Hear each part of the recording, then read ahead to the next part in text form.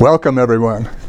My name is Chuck Hannaford and I'm an archaeologist, a retired archaeologist actually with the Museum of New Mexico's Office of Archaeological Studies.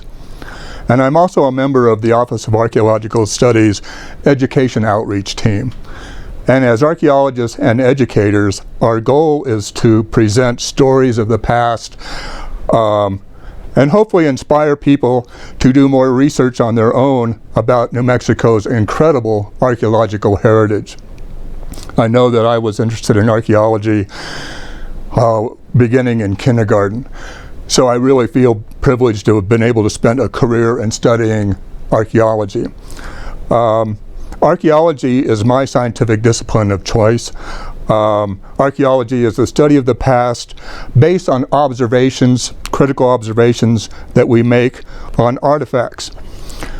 And an artifact is a tool, an implement that's made by people. You can see that everything on this table is an artifact. So this is the data of an archaeologist. This is how we try to construct stories about the past based on observations that we can make on all these different artifacts. There are two other ways of studying the past are history. History studies the past through documents, written documents. So in New Mexico, for example, history sort of begins when Coronado comes in, keeps a diary in a journal of his exploitations of New Mexico. And his journals tell us about how the grass came up to the belly of his horse, tells us something about what the environment looked like in 1540. He also provides the first descriptions of the Native Americans that he encountered in New Mexico. A third way of studying the past is through the oral spoken tradition of the peoples that lived in New Mexico. And these oral stories tell information about the origins of the people, their tribal customs, mythologies, traditions. So archaeologists, historians, and elders are interested in the past. They're curious about the past. And so what we're going to be doing today is studying some of the artifacts of New Mexico's heritage, and we're going to be talking about the first hunters. And the gear that the first hunters needed in procuring their lifeways as far back as 10,000 years ago.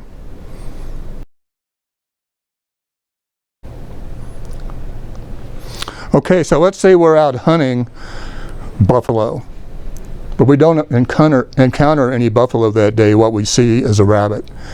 I don't really want to throw my stone point at that rabbit because chances are if it hits the ground, it's going to snap my point, and I'm going to end up with a broken point like this. So one of the things I can do is to remove my stone point and add this. This is a bunt. It's a big blob of oak that I can insert into my spear. And this allows me to throw at that rabbit and stun it, and if I miss, it won't break. And so it allows me to hunt smaller game that I might encounter when I'm out on the environment. Another aspect of the yaddle is that in addition to being a hunting implement, it was also a fighting implement. It was used in warfare. And so it can be a very deadly weapon. One of the artifacts that we often find associated with the yaddle and the spear is the fending stick. This actually comes down through time and becomes a rabbit stick that Pueblo farmers may use to hunt rabbits with. But its original context was it's a type of shield. I always wondered why there's this little insert at the handle of the yaddle or of the fending stick, and it allows my middle finger to fit into that slot. And this is a type of shield. So if I'm in combat with someone and they're throwing their spear at me, and you have to imagine that this is traveling at maybe 100 miles an hour. As this spear approaches, I'm either going to dodge that spear or I can use my fending stick to knock it downward or to knock it upward. It's sort of got this S-shaped curve to it. And then this, in addition to being a sort of a shield. It can also be used to hunt animals with. It can also be used to hunt rabbits. And so if I'm out and I see a rabbit, instead of throwing a stone at it, which has a much smaller radius and chance of hitting the rabbit, I can spin my rabbit stick at it, and the rabbit stick has a much larger diameter and chance of hitting the rabbit with. So as a first hunter, I sort of have 3 goals in mind. My number 1 job is to hunt animals for meat, for food. I might be hunting a wide range of animals depending on the time period that I'm in. If I'm a Paleo-Indian first hunter going back into the Ice Age 12,000 years ago, I might be even hunting mammoth, but large bison antiquus. So my goal is to hunt animals for food, to hunt animals for usable hide to make clothing and maybe shelters out of, and then a wide range of their bones and antlers to make a wide range of tools out of. So we have here a lot of the gear that the hunters would use in making different artifacts for their everyday lifeways. After you have killed a buffalo, used a wide range of tools to butcher the meat. This is sort of an interesting artifact. We find these in New Mexico, but they're actually sort of imported from the plains. It's a very distinctive butcher knife. It's got 4 beveled edges, and this could be used to totally butcher a buffalo. But if we find it here in New Mexico, for example, we can say, that really doesn't belong here. And it's giving us an indication that there may have been people coming in from the plains to hunt, or it was traded from the plains to be used in the equipment. So you had to butcher the animal. I also might have a more formal tool like this. This is actually sort of a basket maker to roughly around 500, 600 AD knife. It's a compound knife made out of a cottonwood handle, an obsidian blade, and then glue made from sap and charcoal. So this is sort of a prehistoric glue stick. If you look closely at this knife, you can see that part of my glue has come off and I need to repair it. So around the fire at night, I could sit and heat my glue stick and make a new run of glue around the edge and repair my knife. It's got a thong. I always wondered why the hole was in the middle of the handle rather than at the end, but it's placed perfectly so that I can work with my hands, and then when I need to, I can easily reach back and my knife is there. So some people call this the original switchblade. And so you can go all the way from having just a simple flake that you're using to butcher with to making a formal tool. A next step would be to, after I have butchered this animal, is to stake the hide down and begin to process this hide into usable leather. And so I would be using a number of tools for that. After I've got it staked down, I might use a tool like this made out of this is actually the leg bone of an elk. So all the different parts of the animal are being used, the meat, the bones, the horn, to make tools out of. So this is the knee. It gives me a very strong grip so that I can use this tool to begin to scrape the hide in order to begin to process it into leather. I might also have to make another compound tool, a scraper, made out of a stone bit tied onto a wooden handle. And it's the same process of making the tools that I need to begin to scrape that hide into usable leather. So here we have a big piece of buffalo hide. The buffalo hide is very thick. And so this is the sort of thing that I'm trying to make. I can go all the way from having pretty coarse hide like this to deer skin that can be very fine and soft. So leather was another very important aspect of the hunting process. In order to make shelters, you might make teepees out of these, or I can make clothing like my leather buffalo vest.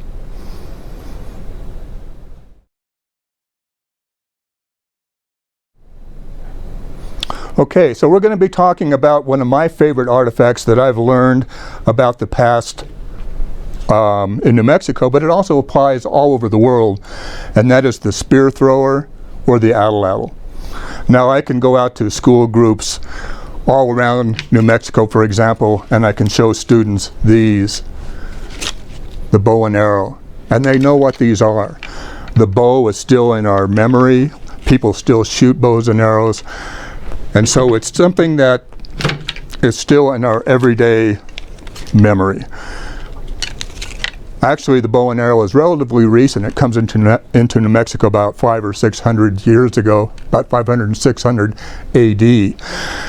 Prior to that time, the atlatl was the primary hunting weapon. So I can show you this, and this is a little more mysterious. It's not in our memory anymore, even though this is the primary hunting weapon that may go back 20, 30,000 years ago. Actually, the atlatl was probably one of the longest lived tools in the human toolkit. Like I said, it may go back 20 to 30,000 years ago, and is still used by certain groups today. The Eskimo hunt seals from their kayak using the atlatl. Aboriginals in Australia still use the atlatl. So it's a very long-lived implement. The atlatl is an Aztec word. It's a Nahuatl word from Mexico that basically means spear thrower, and it's a term that archaeologists have adopted to talk about this implement. It's very simple. What it does is to lengthen my arm, and then the spear or the dart, you can see, is much bigger than the arrow. The atlatl has a handle and a hook at the end that fits onto a little cup at the end of the spear. Makes my arm longer, and because of that, it sort of acts as a lever and allows me to throw the spear with a lot more force than I can throw just by hand. For example, if we were to go out on the football field, stand at the goal line, throw the spear by hand, we might be able to throw it roughly to the 30-yard line. With this simple implement, the atlatl, that extends the length of my arm, the world record, I think, is just over 300 yards. You can achieve speeds of 100 miles an hour. So this was the primary hunting implement before the bow and arrow came in. In New Mexico, like I was saying, the bow comes in about 500 or 600 AD and replaces the atlatl. And the atlatl sort of disappears in New Mexico. However, in Mexico, the atlatl and the bow and arrow come all the way down to Spanish contact. And both implements were used, for example, during Cortez's conquest of Mexico City. And there were actually Spanish soldiers that were skewered by obsidian points thrown with atlatls at such velocity that it penetrated their chainmail armor. So it's a very interesting implement. It's worldwide. They come in different styles. This is actually sort of a Southwest basket maker 2 atlatl dating before about 500, 600 AD. It's very thin, just a basic handle. It's almost always made out of scrub oak. You can see that in this case, it's actually flexible. So in addition to the strength of my arm propelling the spear, the atlatl will actually flex, and it adds even more power behind my throw. This is an example of an Eskimo atlatl. Very different style. It has a very nice handhold. And one of the reasons for that is that because of the extreme cold of the Arctic, I'd have to take my glove off. They would usually grease their hand with like bear grease to keep it from freezing. And then they can grip their atlatl.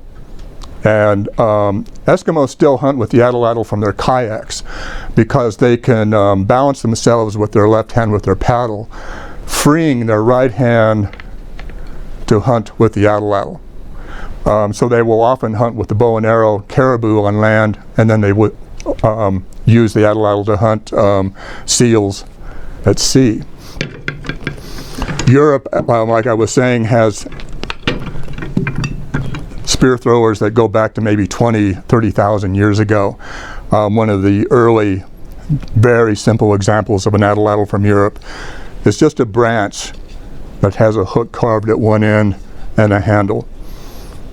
So it's a very interesting implement. It's worldwide. We find it in Australia, North America, South America, Europe. A really neat implement. So the spear is very interesting. Much bigger than an arrow. I always thought it was pretty interesting that the spears are made in two pieces. You have a foreshaft that fits onto the main shaft of the spear.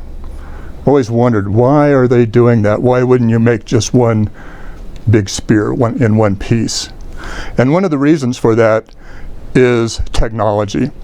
One of the things I've learned being an archaeologist and trying to reconstruct and replicate the artifacts that we've seen is the skill that you need to make the different tools you need before I can go out and be a hunter. So especially in the process of making a spear, I have to be an expert flint knapper to be able to take a piece of raw material, reduce that down into a usable tool. If I'm an expert flint knapper, I can actually make the point in probably less than an hour. To make the foreshaft is not that hard because it's relatively small, so I can carve this foreshaft using various stone tools in maybe another hour. So there's about 2 hours of work right here. The hard part is finding a straight piece of wood in nature. You know, if you go out hiking and you're looking for straight pieces of wood, you just don't find them. They're very rare. So as a hunter is out on the environment hunting, he's also being aware of all the resources that he may need to make his equipment. Finding that straight piece of wood, different things are used. This is a yucca stalk. Very common, very light, and it's easy to shape into a straight piece of wood or a straight spear. This is a willow that I've harvested, and I'm going to try to begin to make a spear out of this. So this is another willow that I've begun to do work on. So I've used a number of tools like a spoke shave that has this little indentation. Allows me to begin to scrape and round the spear into the basic shape. So you can see I've got it relatively straight, but I still have a lot of work to do to make it more usable. The next step that I will do is to use a tool like this. This is a deer antler that's had a hole drilled in it. So just drilling that hole using my various stone tools is a job. And it might take a day just to make this tool so that I can use it to make my spear. So at this stage what I will do is have a fire. I will begin to heat my spear over that fire, which will soften and make the wood more malleable, makes it where I can shape it. And then I will put this tool on there, and you can see how it allows me to bend the spear. So I will heat it, bend it, and let it cool. Go to the next spot that I need to shape, heat it, bend it, let it cool. Go round and around and around until I finally have made that into a usable spear.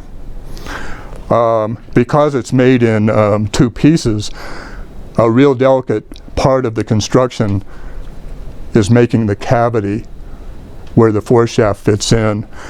So you'd have to have various stone tools that you're carving that out. I have found this to be very frustrating in that you will be drilling that out and all of a sudden you'll have it at an angle and it's ruined.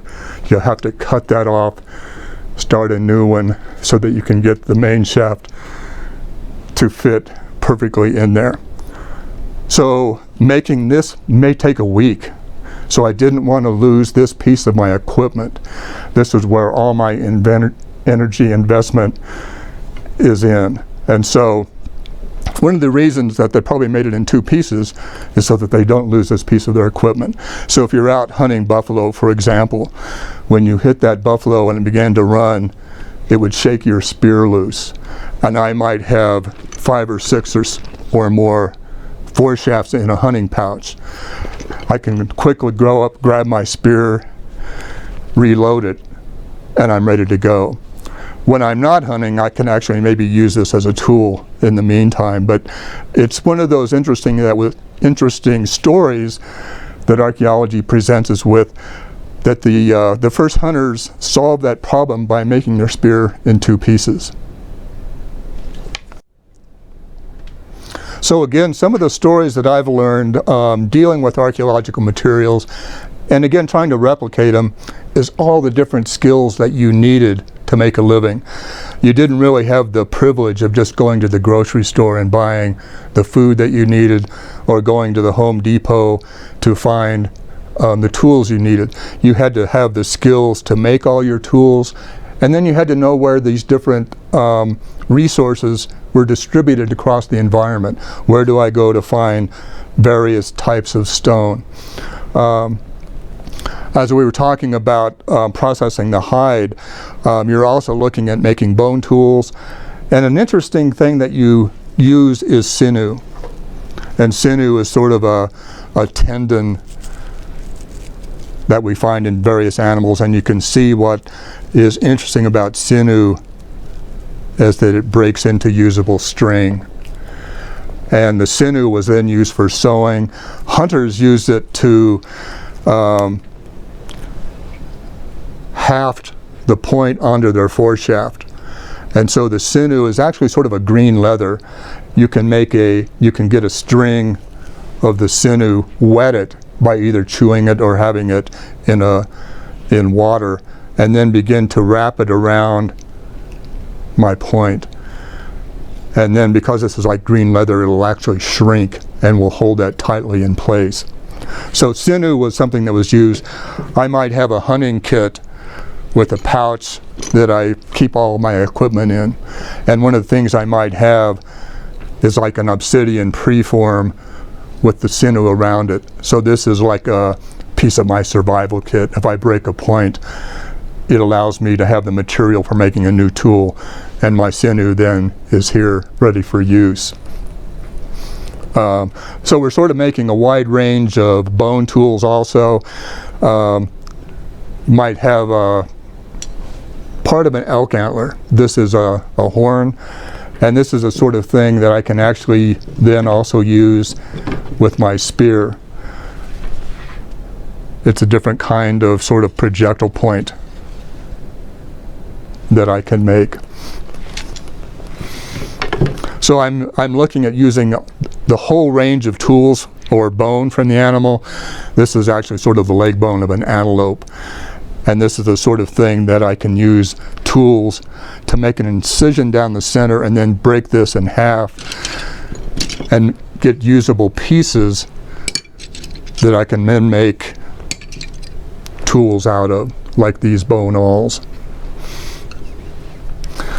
One of the important skills that I had to have as a first hunter, even though my main job was hunting animals, was how to make all my tools. So I needed to be an expert flint knapper to begin with. And a flint knapper is a person that has the skill to take a piece of raw material and begin to process this into a usable tool.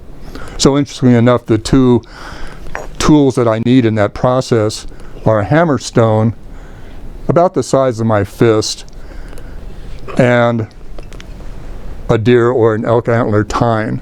And so the hammerstone allows me to break off a piece from this natural nodule. And I know that when I broke that off, here's the usable chert that I'm after. And then I have to have the skill to begin to process this flake into usable tools. In the Santa Fe area where we're talking right now, there are several raw materials that were highly prized by the Native Americans that lived in this area. One is obsidian. It's a volcanic material that comes from the Jemez Mountains.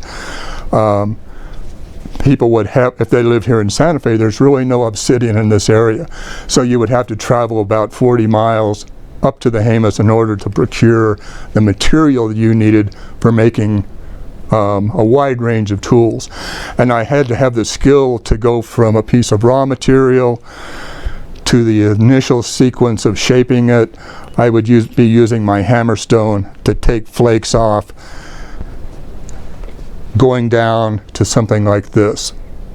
So this is a preform. It's sort of the Swiss Army knife of the past.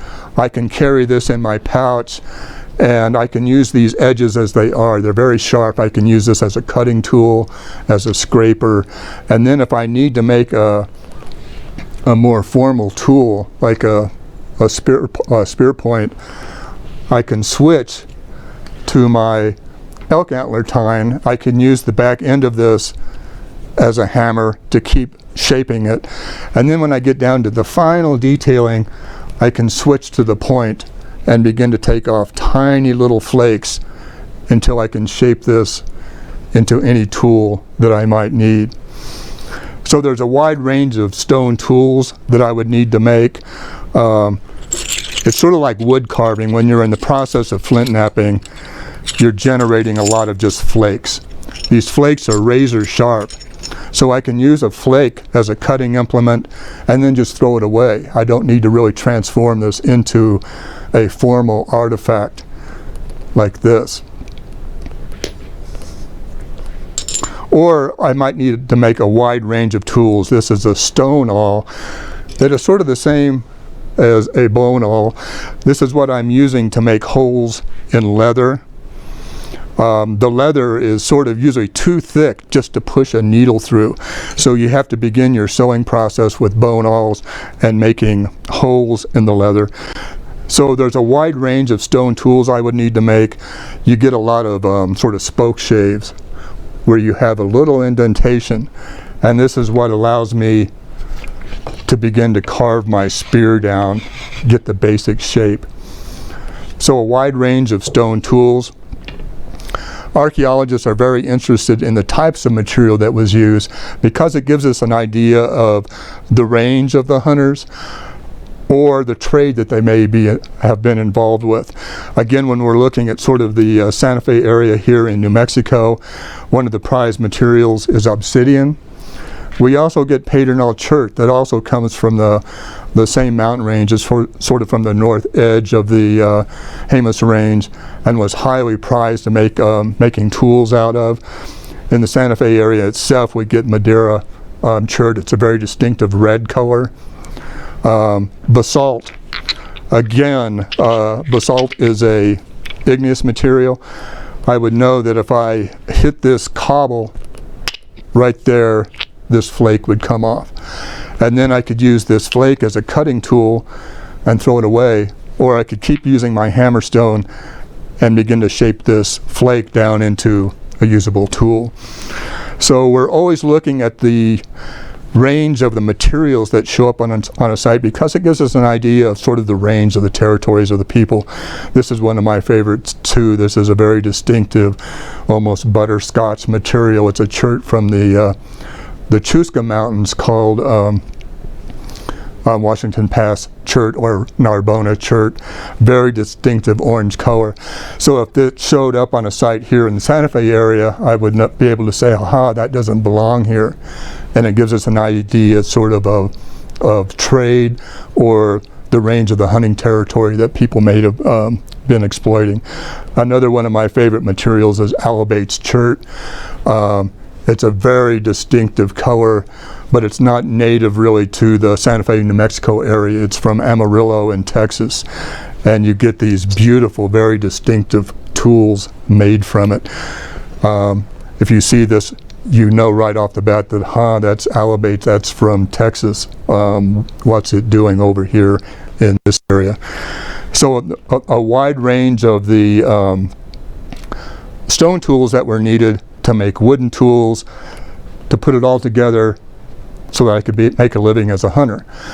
One of the interesting things is the force shaft. It looks very simple, but I would have to have a wide range of carving tools to make this. One of the frustrating parts of making a force shaft is making that notch.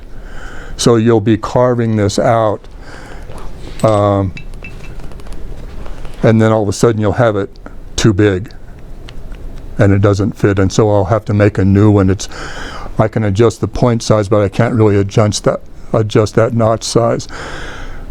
So a lot of skill that you needed for making all the different equipment that you needed to go out and make a living as a hunter. So again, I'm a hunter, the first hunter. My primary job is to hunt big animals, bison antiquus, before the bow and arrow was invented. But I also had to make all the tools for processing the hide and making stone tools to make bone tools. One of the interesting artifacts, this is really not native to New Mexico, this is an Alaskan artifact, but it might give you an idea of equipment that a Paleo-Indian may have needed in a very sort of Ice Age environment. And this is a woman's sewing kit. It's designed to be worn on the belt. And this is all her sewing equipment. It's got all the bone awls that she needs for making holes in the leather in order to sew them. And then this case is protecting her very valuable small needles. I've actually seen Eskimo sewing kits that'll have a combination of both bone needles and iron needles. And then the humble thimble, which is very much like our modern thimble, is at the end of the sewing kit and keeps the whole thing together. So the atlatl and the spear sort of gets all the glory of hunting these big animals, but it's actually the humble needle that puts these hides together in tailored custom clothing that allows me to go out into a very frigid environment of the Ice Age and to turn this into usable clothing. So the needle, a wide range of just bone equipment that I'd be making. Again, I'm taking leg bones of the animals and splitting them into pieces that I might carry in my pouch as blanks for making tools out of. This is sort of an interesting one. This isn't really hunting related, but this is a comb made out of an elk antler. So it has sort of 3 tines, and this is what would you use to comb your hair if you had hair to comb.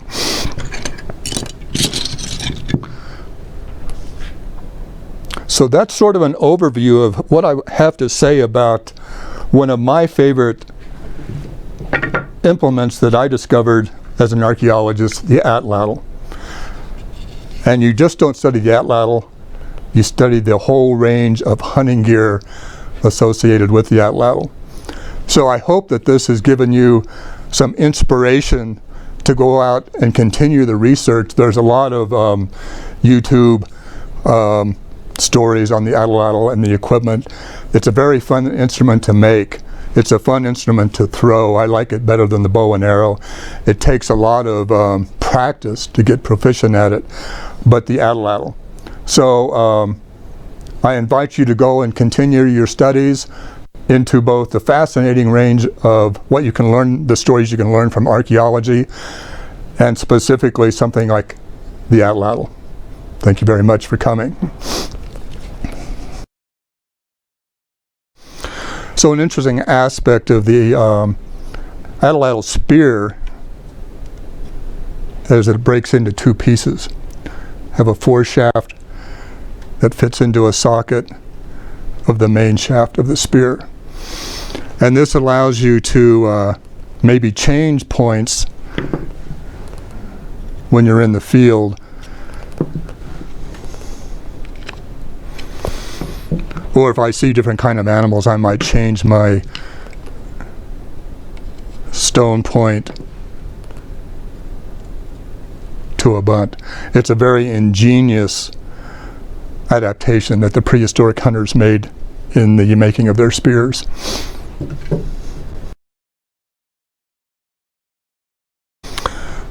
So these are tools that are used in the manufacture of a spear. So you're starting out with a raw piece of willow in this case. This is a willow spear that I'm working on.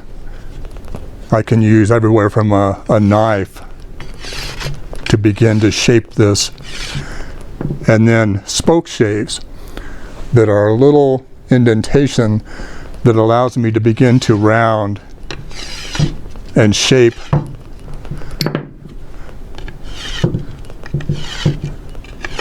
the spear into what I want it to become, a straight piece of wood.